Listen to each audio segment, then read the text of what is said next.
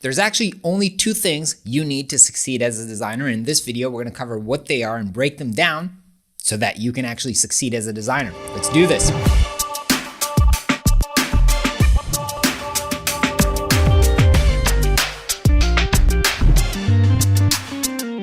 Hey friends, what is up? My name is Ron Segal. Welcome back to Flux, where we talk about design, freelancing, web design, and today, how to succeed as a designer. It's actually very, very simple. There's only two things you need as a designer. What are they? One, you need traffic. You need people who come to you, either to your website or to you actually calling you on the phone. And then the second thing you need is trust. If they come to you, if they visit your website and they trust you, then they're gonna hire you. Now, sounds very, very simple, and it is pretty simple to understand from thinking about it from this framework. You only need these two things. Now let's break them down and think about how you can achieve them. First, let's start with talking about traffic. How can you get people coming to you? Now, a lot of people, when they think about traffic, I don't know if you're into internet marketing or all that kind of stuff, they think like, oh, we need thousands of people visiting our website or something like that. That is completely not true. You can get 10 people visiting your website, but if they are the right people, and if your website evokes the trust, which we'll talk about later, you're done. That can be enough client work for the next 3 months. So you don't need a lot of traffic, but you do need the right people coming to you.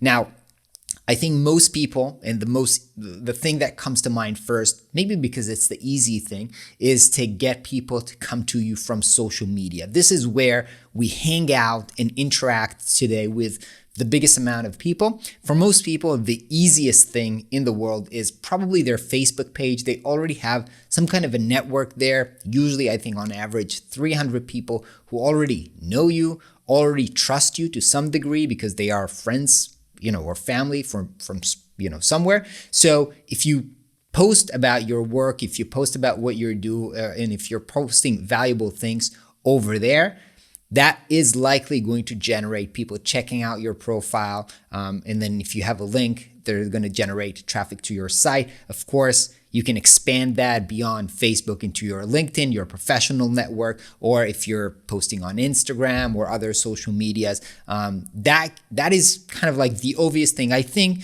that is what a lot of people try to do by default today.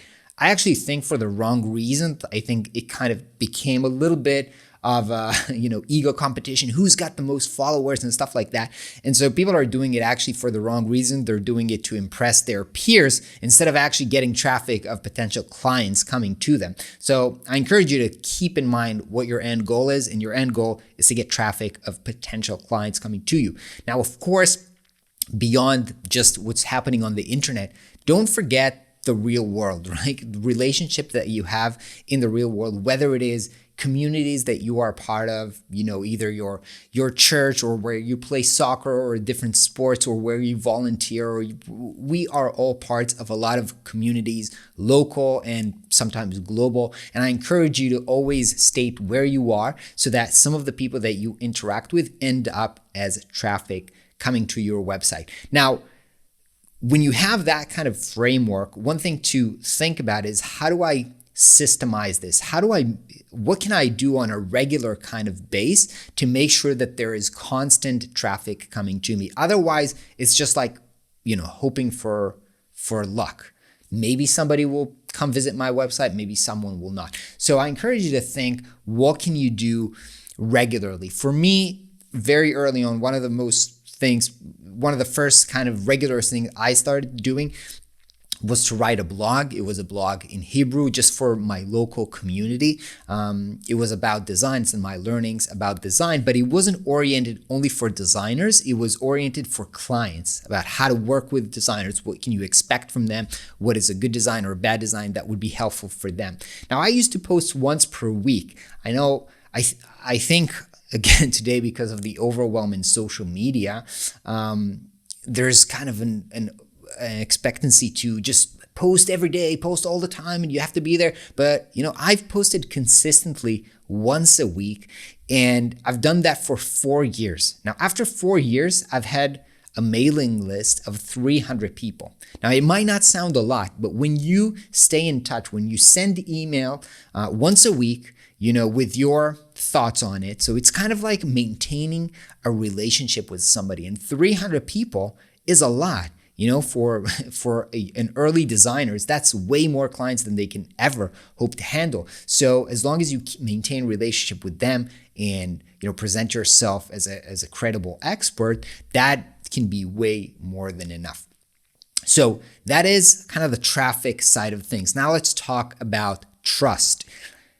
If they check you out, or even if they communicate to you because they read your blog post or they see your Instagram post and it's not trustworthy, then nothing is going to happen. So how does that, how do you build trust with people? And especially if that's your family or friends or people from your actual local network where they know you, you probably have some degree of trust with them. So that is good. That is, by the way, and I always tell people who are just starting out, these are the lowest hanging fruit because they already love you. They already trust you. You don't have to work too hard, right, to sell to them or to make sure that they actually trust you because they already do.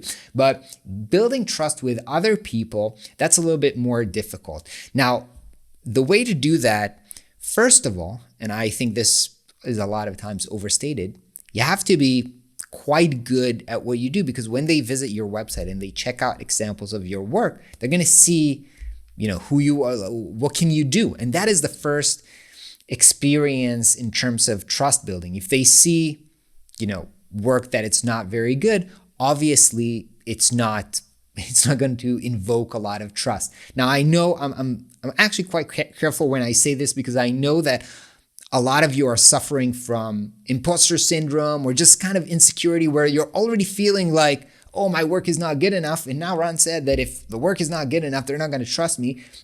So of course, you are where you are right now, and you have to get started with what you have right now. So I encourage you to get started and put your work out there.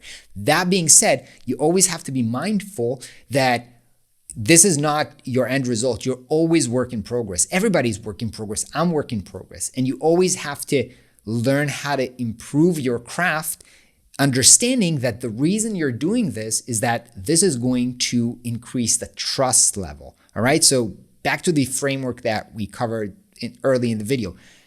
When you hone your craft, that immediately invokes that feeling of trust, which is what you need to succeed. Now, other things on your website or when people are talking to you that help to invoke trust is, of course, talking examples of work that you did for other people, what other people have said about working with you, if your work has been ever showcased somewhere, what have you done in the past? So all of these kind of like trust signals are things that people use when they're browsing a website or when they're meeting a person to determine whether this person is actually trustworthy. So make sure that your website, or business card or whatever has those kind of signals included. If you have worked with clients in the past, make sure to put in a testimonial. Make sure to talk about the results that you have achieved for them because those things will help to build trust. And at the end of the day, you only need those two things. People coming to your website, people trusting you based on what you have in your website, and then you're all set up for success. That being said, as I've said, it's always work in progress. You're always going to work hard to improve. I do that as well. You'll do that as well. Wherever you are right now, get started there and keep improving. I'll see you in the next video. Bye.